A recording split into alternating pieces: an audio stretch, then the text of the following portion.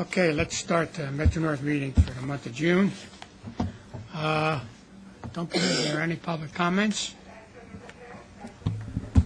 Approval minutes. I need a motion to accept the minutes as presented. Motion made, seconded. All in favor? Any against? Carried. Work plan. Don't think there's any changes in the work plan. So that doesn't need a vote. Status of operations. Good morning, all. You'll find the status on page 12A, and as is our practice, I will briefly summarize. We operated in May at 98.3%, above our target of 97.6%, and in fact, all of the aspects of service that we measure on the East of Hudson was above its target for the month. Of the 31 days in May, we operated below 95% just once. There were 294 late trains out of the 17,491 trains operated. 72 of those trains were 15 minutes late, and 20 of the 72 were over 30 minutes late. 99.8% of the trips were completed, and 97.4% of our trains operated with a full consist. West of Hudson can be found on page 12D in the handbook. It also operated above goal on both the Port Jervis and the Pascack Valley. Port Jervis was at 98.4. The Pascack Valley was at 97.5. In May, 99.8% of the trips were completed. 18 trains were 15 minutes late, and 8 of those trains were more than 30 minutes late. Mean distance between failure can be found on page 14. In April, we ran at 115,000 and change against a target of 105,000. And I'll answer any questions. Any questions for George? Okay. Let me, I want to stop for a minute and mention that I think, as everybody knows, George will be retiring from Metro North. This will be his last meeting here. So I wanted to just say a word and thanks to George for his many years of service to Metro North. George has been here 25 years, started in the training department, then was in mechanical department, chief mechanical officer, worked his way up and became senior vice president of operations. And I think that much of the success that we've had at Metro North can be attributed to George and all the good work he's done over the years. When you look at, be it any of our operating metrics, on-time performance, consist compliance, and particularly safety, George has always been in the middle of that. And I know that safety was something that he worked with Mark Campbell, but George has always taken a very personal and strong interest in improving safety, which we all know how critical it is. And when you look at our numbers, the award we won last month from the Harriman Institute, those are all testament to what George has done at Metro North and his accomplishments. So on behalf of the entire staff, I want to thank George, wish him very well. We have a little plaque for you, so I want to bring up. So come on up for myself and the board. And I'll give you a round of applause.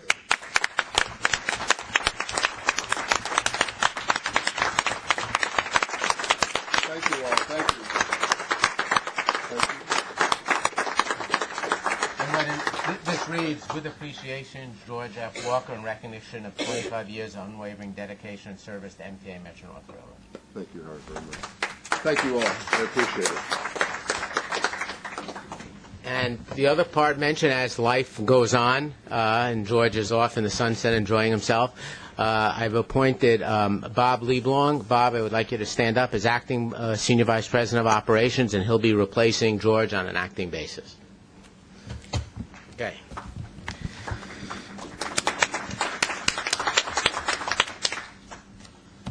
Okay. Kim.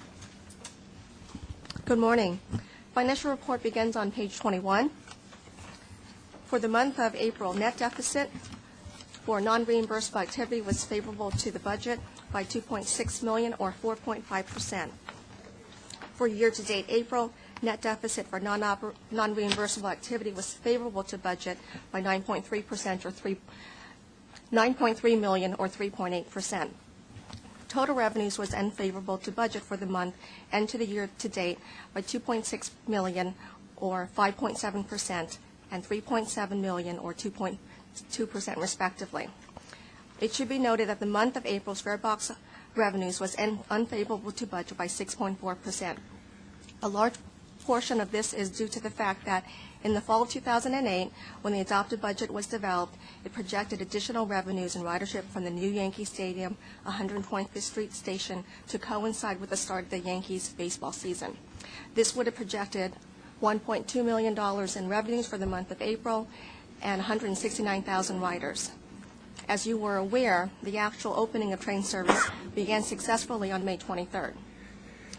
The lost ridership is not expected to be made up during the remainder of this season. However, it's key to note that this is a large reason for the variance in the budget. If we were to exclude the impact of the Yankee Stadium revenues and ridership, the unfavorable variance to the budget for the month of April and year-to-date April remains at around 3%. This is due to the lower regional employment and the economy, and it still remains at the level in which we had seen and we're monitoring as of the first quarter of this year. Total expenses before non-cash adjustments was favorable to budget by $2.8 million, or 3.7%, and $6.7 million, or 2.2%, for the month and year-to-date, respectively. These results continue to illustrate that the company continues to manage to its budget. And finally, net deficit on cash was unfavorable to budget by $6.4 million for the month due to the timing of capital and other reimbursable activities and receipts, and net cash deficit was favorable to budget by $19.9 million for year-to-date. All other details are provided in your book, and I'm available to answer any questions. Jim? This is only a half-serious question, but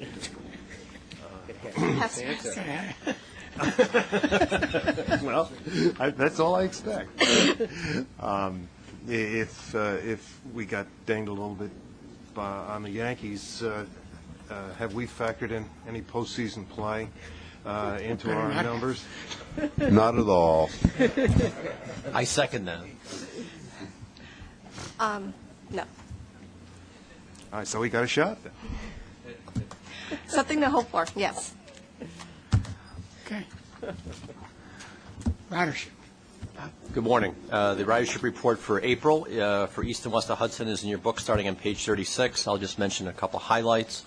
April ridership east of Hudson was 2.8% below last year, 2008. Year-to-date through April, we're down 2.4% versus 2008 east of Hudson. So the April ridership shows I'll say a deepening of the negative trend as we move into the year. That's largely driven by the commutation ridership. Commutation ridership in April was down 5.4% from last year, which is a significant decrease. A year ago, we were seeing commutation ridership growing 3 to 4%. So we've had a swing of 8 to 9% from the trend we were seeing a year ago. By line, ridership is down 2 to 3%. It's fairly close by line in April and year-to-date. Non-com in April actually was up slightly. That's the first positive news we've had this year. That's largely driven by the calendar. Easter, Passover fell in April this year. They fell in March last year. And there's a lot of additional discretionary ridership around the holidays that buoyed up our April non-com ridership east of Hudson. One trend that's we're watching closely is our intermediate ridership east of Hudson. The ridership continues to decline. The intermediate commutation ridership in the month of April was down 8% from a year ago. That had been, as recently as a year or two ago, a significantly growing market, and now we've seen some significant declines with the downturn in the economy. West of Hudson, ridership was down 4.1%. It's down 3% year-to-date, so similar to east of Hudson, we're seeing a deepening of the trend, again, largely driven by the commutation declines we're seeing. By line, there's a definite skewing. The Port Jervis line in April was down 6.3%, while the Pascagoula Valley grew 2.2%. It's the only line that continues to grow, and as we've said, that's being largely driven by the significant expansion of service we had with the introduction of off-peak and weekend service is overbalancing the declines in commutation ridership, and we're still seeing slight growth on the Pascagoula Valley. Our connecting services down significantly. The three we manage, Hudson Rail Link, Haverstraw-Ossining Ferry, Newburgh Beacon Ferry, all down between 10 and 19%. As commutation declines and parking spaces become available, we're thinking that this is, you might say, the canary in the mine, that we're seeing more significant declines in our ferry ridership as people on a daily basis see that there are lots of parking spaces available at places like Beacon and across the Hudson line. And the Hudson Rail Link is a little bit more puzzling since they're not parking right down Riverdale. But we're seeing we saw a 12% decline in Hudson Rail Link in April from a year ago. I want to talk for a second. Howard and Kim both talked about Yankee Stadium. Very briefly, we have been averaging about 2,100 people per game on weeknights. On weekends, we've been averaging almost 4,000 people. We've had as much as 4,100. The average on our weekend games is 3,800 so far. We've had some interesting results. A lot of people coming down the Hudson line, because they're taking on the Hudson Line, it's intermediate fares. They're not paying a fare to from New York. So it's proving to be very popular from Hudson Line destinations, weeknights and weekends.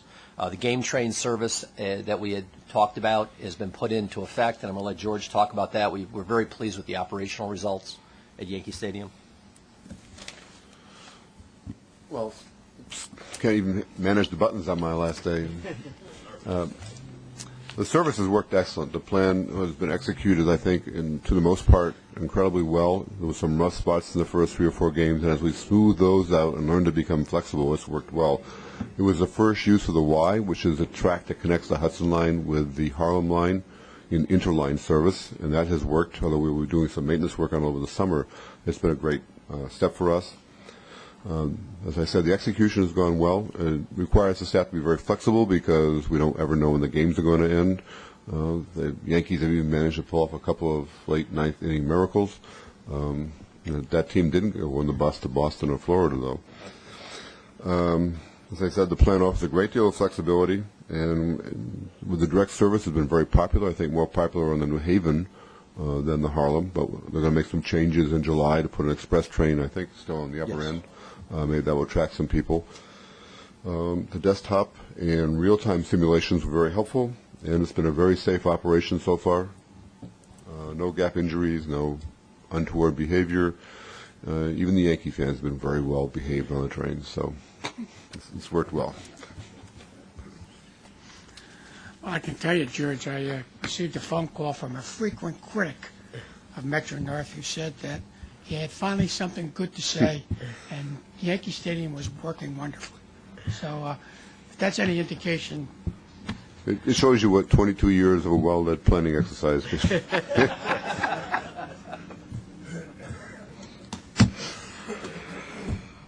Capital.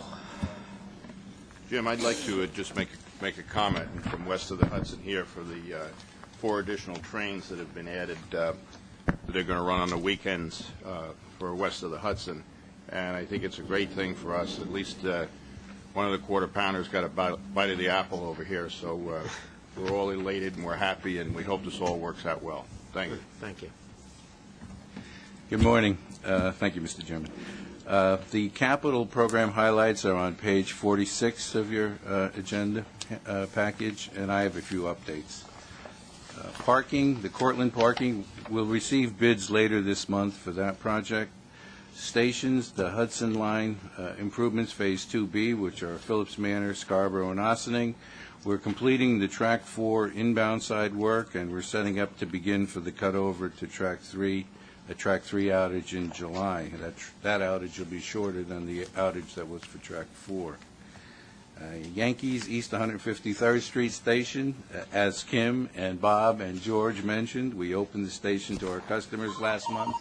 We still have roughly 2 months of contract work going on until the completion of the contract date, and that's largely the artwork that's going on in the overpass, the mosaic that's being installed, the platform shelters on the north end of the platforms, and replacing some temporary electrical work with the permanent electrical work.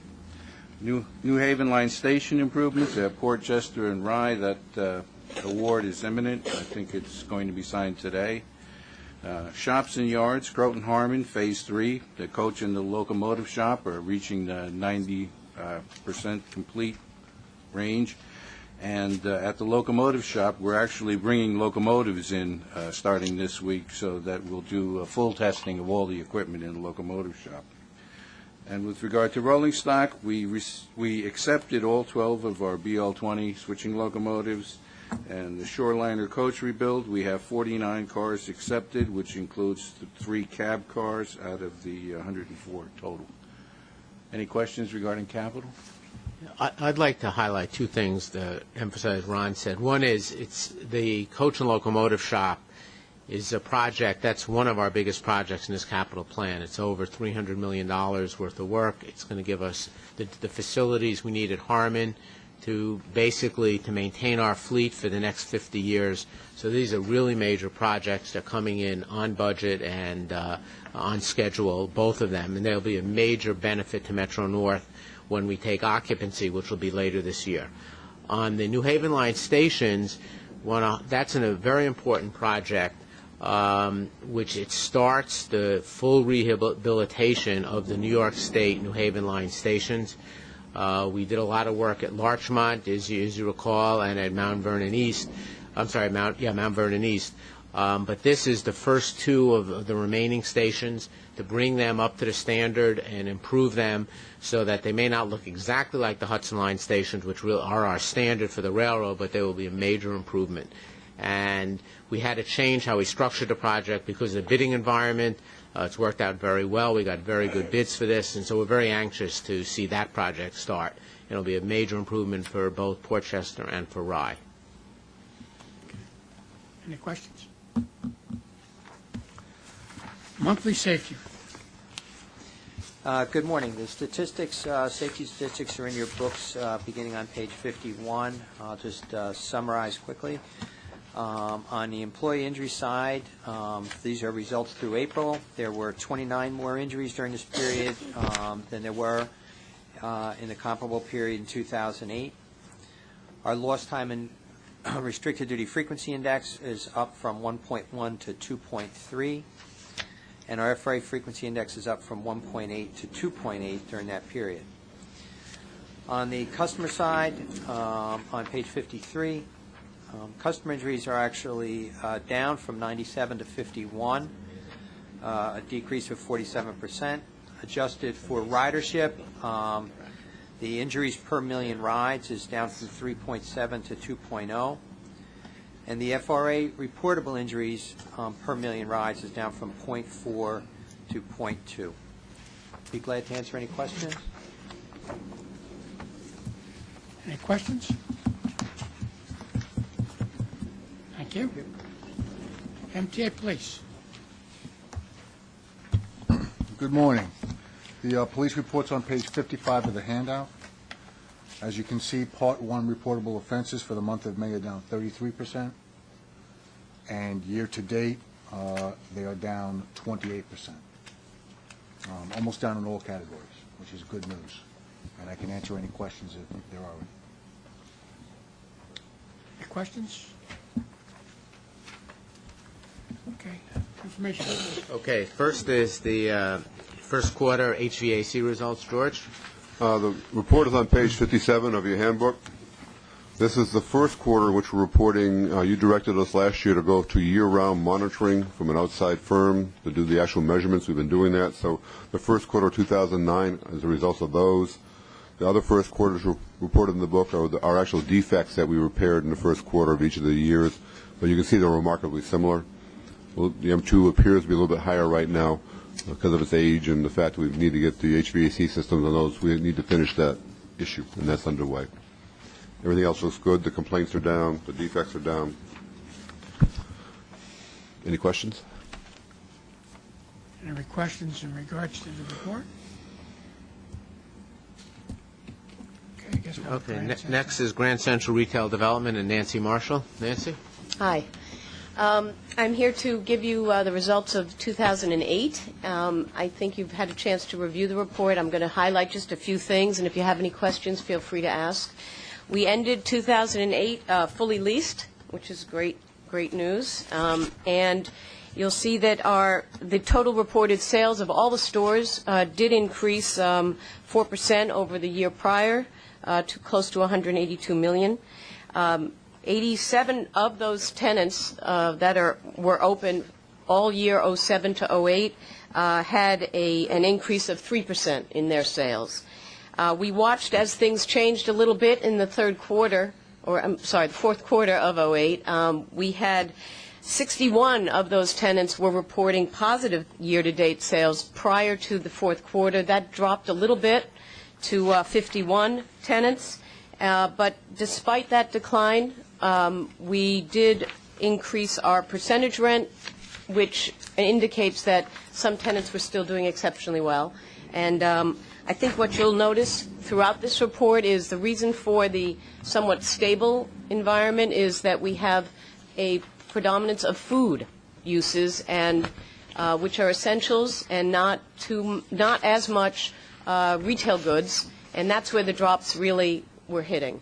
You'll notice that the areas of the terminal by neighborhood that had increases are those with food. It's a great thing because it's almost a cushion for us. The areas that experienced some decline were those areas of 42nd Street, the Banana Republic, not necessarily them, but that kind of purchase, which is happening as you can imagine, countrywide or worldwide. I'm not going to reiterate what's here on the increases or decreases. You can see that. One thing I was asked to do last year, and I have provided this year, some comparisons. I'm not sure if you folks asked or if the Real Estate Committee asked, but some comparisons to other somewhat similar environments. And you'll notice that on page 4, when you compare Grand Central to Union Station, for example, it's somewhat of a good comp for us. We exceed on a per square foot sales level, both for restaurants, for the dining concourse fast food environment, and overall performance. So it's a good indicator of how we're doing compared to that other environment. Also, on page 5, you'll see just a sampling of some of our tenants who have nationals and other locations throughout the country. You can see how we are comparing, and in many instances, we have some very nice comps there. Our marketing took a little bit of we spent a little less this year in 08. We focused a lot of our marketing on the 08 holiday season, and that was very helpful in that we gained an awful lot of ad value when we did a media sponsorship with New York Times. Our Connections in-house internal magazine continues to be produced twice a year. We had some somewhat fun highlights for marketing. You'll notice on page 6, focusing around the election, Zaro's pulled off a very ingenious black and white cookie sponsorship where they had McCain on one, Obama on another, Palin on another. It got some nice press. It was fun, and it's always nice to get mentioned in the media. On page 7, you'll notice that Vanderbilt Hall. I mentioned that Vanderbilt Hall was being renovated for most of the year. We got the room back in October, so the 8 months prior, the room was, or 9 months prior, the room was filled with work being done by Metro North forces or subbed out. We had the signature events of the Holiday Fair and the Kaleidoscope, and then some of the highlights of other events that went on in the room. What we did during that time, since we didn't have Vanderbilt Hall, is we started marketing the taxi stand on Vanderbilt, the bridge which connects the main concourse to Vanderbilt Hall, and the balcony for some other events. It worked out very well. We're going to continue to do that. They're good for smaller events. One noted event was when Johnny Walker Blue rented the taxi stand for Father's Day, engraving Johnny Walker Black bottles, or blue bottles, I guess, $500 a bottle. Increased sales for Grand Harvest wine because people bought it there, and they came back again and rented a kiosk in the Gray Bar Passage and over Christmas. So it was a nice indicator for us that there's business to be done in that way. Oops, sorry. You want to read A lot of our focus in '08 was releasing. We have a lot of, I told you last year that we had a lot of our leases beginning to expire. As you recall, renovation in '98, we had 10-year leases, an awful lot of them. So we've been spending a lot of our effort and focus on releasing efforts. In '08, some new deals were done. You can see them today, open for the most part in Lexington Passage. If you take a look, you'll see the movement of some tenants from one side of the passage to others. A lot of those tenants just wanted more space, which is a great indicator for us. None of these spaces are very large, I'll say, but when somebody is 400 square feet and they can get a space for 750, that's a lot for them. So you'll see that Grand Central Optical, Innocence is a new tenant that came in. You can see from the list who is new and who is moved from our existing staple tenants. Pink Slip grew from 300 square feet to over 700 square feet. That was a great move for them. L'Occitane opened about 2 weeks ago. So take a look down the passageway and you'll see a lot of new things happening. We've also gotten a lot of nice press, again, in '09, because these deals done in '08 sometimes don't come to fruition until the following year. And a look ahead for new leases that just have been signed. Magnolia Bakery will be coming into the dining concourse. Orange Daily Roast stays in the market.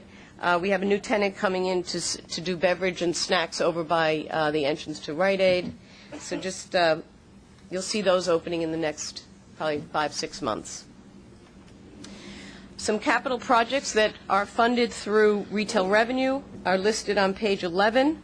As I mentioned before, Vanderbilt Hall was a $4.5 million restoration, and that work was done on schedule and was open in time for the holiday season of '08.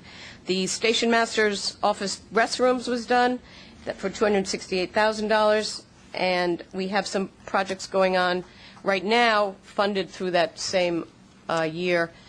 The Biltmore Room, $1.5 million renovation work is going on.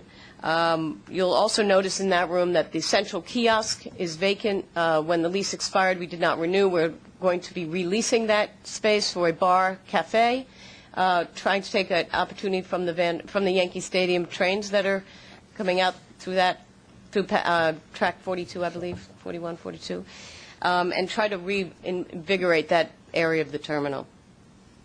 GCT entrance doors are underway now, and you will notice starting August 1st, the location that is occupied right now by June Penn, over just east of the ticket windows, is going to be a new TBM center with about 10 new TBMs. You can see the financial results on page 12. If you have any questions, I'll be happy to answer any of those for you. And page 13 gives you a graph view of the last couple of years and a projection for '09.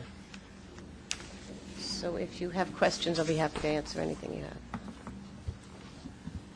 have. The only thing I had, Nancy, was the comment that minimum rents on new deals are averaging a 20% increase over previous lease rates. Does that surprise you? Does it surprise me? I think it's high. I think a lot of that has to do with our public process of proposals that come in through highest bidding. I think that jacks things up. I think that what's happened is when we put out our suggested rents, we put them out as what we call effective rent. So if a tenant is paying percentage rent, we turn that total revenue into the new minimum, and we have some tenants doing very, very well. So that you have to remember these deals were done 10 years ago, and when done 10 years ago, they had 3% increases per year. So we're achieving higher than that. I think that what you'll notice is, again, the fact that we have so much food saves us and does represent why we can have such increases. Thank you. I'd like to add that two things. One is I think the whole operation in Grand Central is a good example of a team partnership between Nancy and our GCT operations folks, and also Randy's working with them on some new ideas. The second thing to just highlight is that one of the goals of our capital projects is the reinvestment of the revenues basically back into the facility so we continue to make it a revenue-generating facility for Metro-North. We now net a significant amount of money, and we need to constantly reinvest that money coming from that flow back into the terminal to keep it what it is, which really is, is a first-class operation at this point, generating that amount of revenue. So even in our difficult financial times, we continue to look to do that, to keep putting that kind of funding back into Grand Central to keep it operating that way. I just want to tell Nancy that we share your enthusiasm for this project. It's a win-win for everyone. When you own such a historic building, it's sometimes challenging to be able to find a way to fund its maintenance and upkeep, and this is just a great way to do it, so we thank you. Thanks. Any other questions? Thanks, Nancy. Good job. Thank you. Bob, changes. On page 76 of your book is a memo summarizing the July 12th west of Hudson schedule changes and July 13th schedule changes for the Hudson, Harlem, New Haven lines. West of Hudson, Carl Warendijk also already mentioned, we've got a service change on the weekends where 2 round trips daily on Saturdays, Sundays, and holidays are becoming New York State Expresses. Our customers riding those trains will save up to 23 minutes of travel time on their trip into Secaucus to change to go to Penn Station or into Hoboken directly. We think those will be very well received by the customers, obviously. On the Port Jervis line, late at night, we're moving the departure time of the last train of the night somewhat later. We get a lot of requests for extension of the service day after midnight, so the train's being moved 35 minutes later out of Hoboken, 45 minutes later out of Penn Station with a much shorter connection in Secaucus. Those folks will actually both get a later departure out of Penn and also a significantly shorter trip home. They'll be standing on the platform in Secaucus less time. So that's good on both sides of the equation. East of Hudson, all the schedule changes we're doing in July are related to construction. We had April and May schedule changes to accommodate concrete tie work. With the completion of the concrete tie work between Beacon and Poughkeepsie, we're undoing all those temporary changes that have been put in the spring.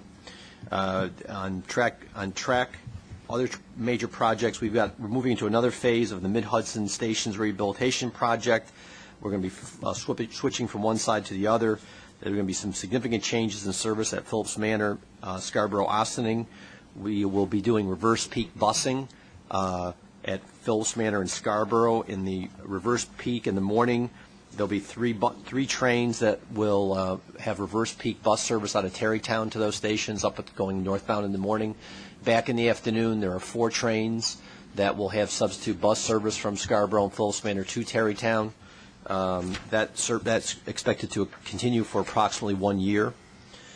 On the New Haven line, there are 2 track projects in Connecticut, one on the Waterbury line that will require busing for approximately 1 month from July 13th to August 14th. There'll be substitute bus service for that whole entire period. And moving towards the fall, there will be a Danbury branch tie project that will require midday busing only for, again, a little over a month from September 7th to October 20th. So those schedule changes will be reflected, and the substitute bus service will be shown for those dates in the schedule. Could you just say a word about the changes to the Yankee game day service? In July, we're going to be reissuing our brochure on July 13th for Yankees East 153rd Street service. We got a lot of comments back from our customers about it's a fairly complicated service plan. As George mentioned, it has to be flexible based on when the game ends. Despite our best efforts in our initial publication, a lot of customers were somewhat confused by the way we explained that in the brochure. So we're based on a lot of feedback from customers and a lot of soul searching here at Metro-North. We've got a revised plan for how to explain that to customers. We're going to show a lot more of the regular service that goes by 125th Street, because we have found that you get a lot of people, let's say with little kids, are leaving the 5th, 6th inning on weeknights. They want to get home, so they're start leaving at 9 o'clock. we had been gearing the initial brochure on the end of the game. So we're going to start showing the service that leaves basically shortly after the game's underway. For people who want to go home, particularly the Harlem New Haven lines, we'll show them the schedule that's available if they want to go via 125th Street and change trains. As was already mentioned, on the initially on the Harlem line for post-game trains and trains to the game on weekends, the trains on the Harlem line make all stops from southeast to Mount Vernon West. We are going to split that as we do already on the New Haven line. We're going to have Upper Harlem train and a Lower Harlem train. So instead of both trains making all the stops, we'll have one Upper Harlem train that just runs express from southeast to White Plains, makes stops southeast to White Plains, runs express from White Plains. And then we'll have a train that comes out of North White that makes stops down to Mount Vernon. We're hoping that will be proved to be more popular. We got a lot of comments from people at the games about not wanting to sit through all the stops. The train appears to be very slow on the schedule, so we think this will be more popular. So there'll be a new brochure that we're working on right now that'll be published for the July 13th in conjunction with the East of Hudson, Harlem New Haven line. Schedule's coming out July 13th. Do we incorporate these changes in our regular, or do we have a special schedule for Yankee Stadium fans? Yes, we have a game day brochure that explains how to get to and from the games, and we have schedules in there for the weekday afternoon games, weeknight games, weekend 105 games, and weekend 410 games. So we've got schedules for the 4 different time slots that the Yankees are working on this season. As well as a variety of information about the new station, et cetera. In addition, since Yankees 153rd is a regular stop on the Hudson Line, in the Hudson Line schedule, all of the regular service to Yankees East 153rd Street is shown, as well as in the regular schedule on the Hudson Line, we note the trains, additional trains that normally would skip that station that stop there on game nights. So that people who are regular Hudson Line customers who might want to go to a game, then go home on the Hudson Line can see in their regular Hudson Line schedule the additional service they'll have on game nights. This is also all on the web as well for people who want to get that information that way. Okay. Any questions regarding the changes? Okay. So we have action item. Yeah, the first is to authorize a public hearing tied to a possible fare increase for travel between New York and Connecticut. You know that was not included in the fare increase that is now being implemented, so we just need an action on that. Motion made. Can I get a motion? Second? All in favor? Any against? Carried. Okay. The next is action item to approve 2 agreements with the town of Harrison. I'd ask Randy to just briefly summarize the action. Sure. The action has 2 components for the transit-oriented development. It's an example of leveraging agency assets to gain added parking in a constrained area of Westchester, and also the community benefits with a mixed-use development subject to an RFP.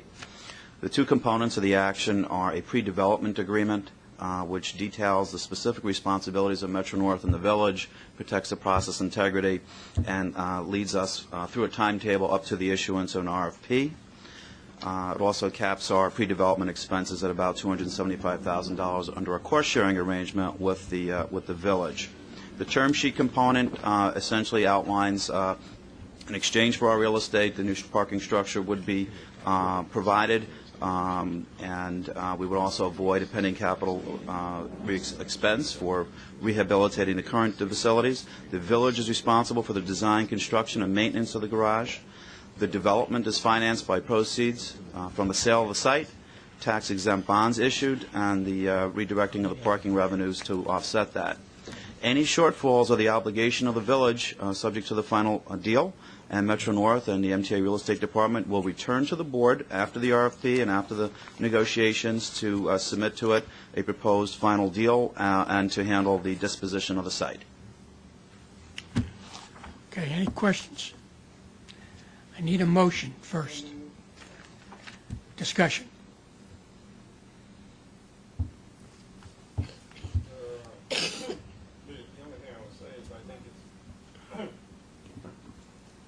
The only thing I think is worth saying, this has been a project that has been ongoing with the MTA and with the town of Harrison for at least 10 years in one form or another. I think it's a win-win situation both for the MTA and for the town of Harrison.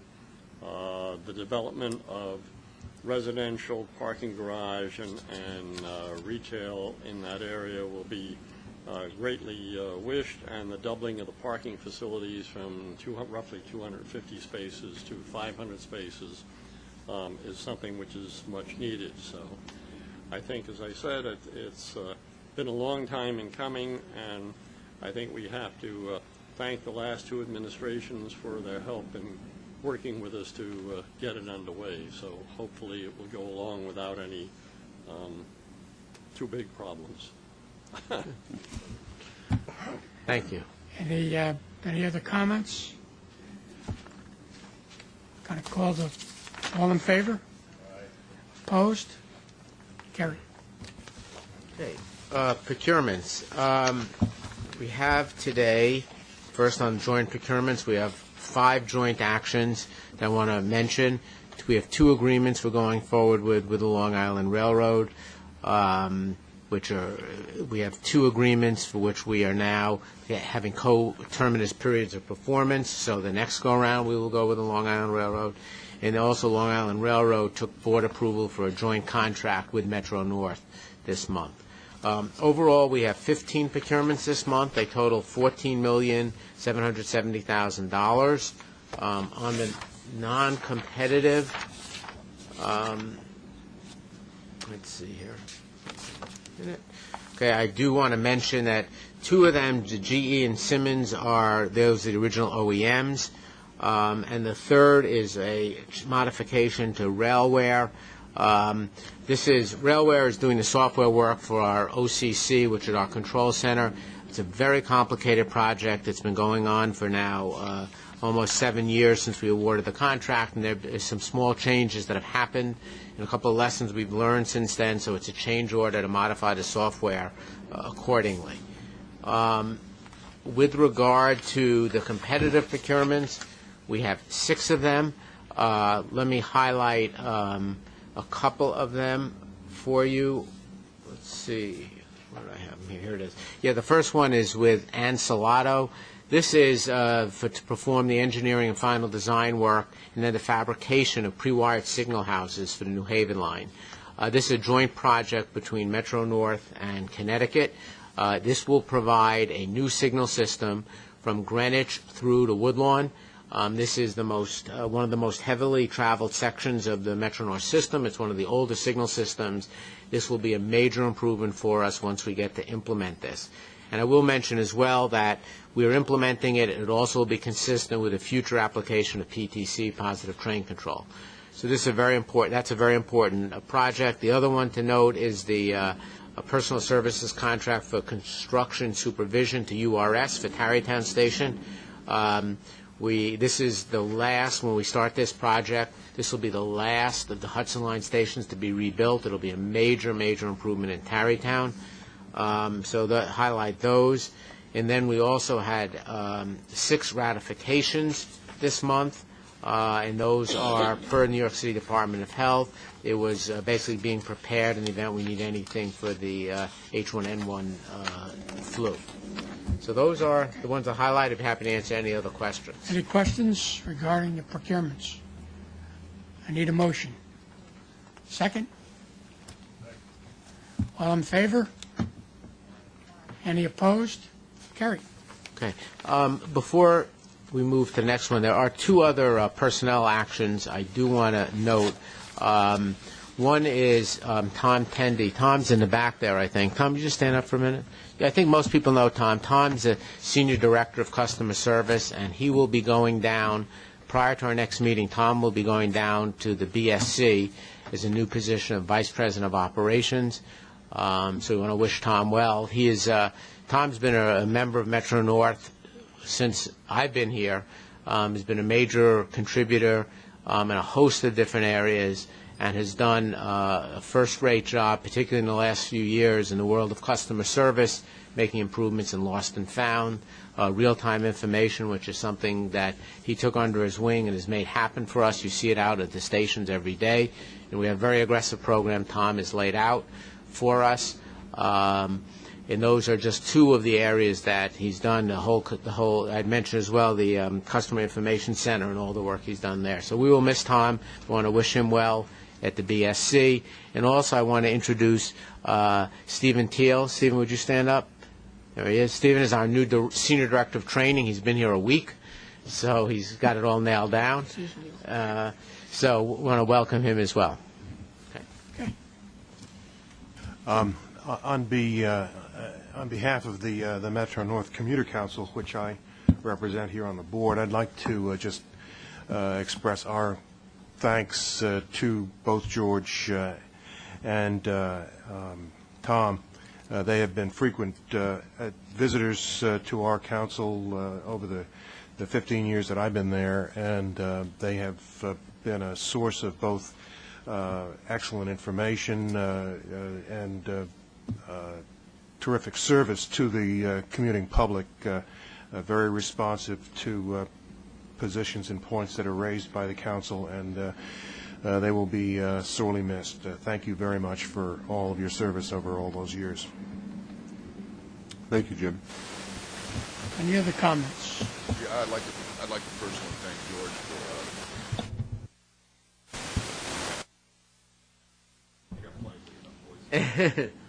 all the advice and counsel he's given me over the years to find my way in this kind of unusual position I have on behalf of the employees. Witness his infectious enthusiasm for rail work. It's nice to have.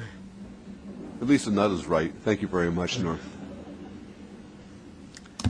Any other questions or comments? Our next meeting is scheduled for Monday, July 27th at 8:30 a.m. I need a motion to adjourn. Any against? Carried. Do a picture with you. George?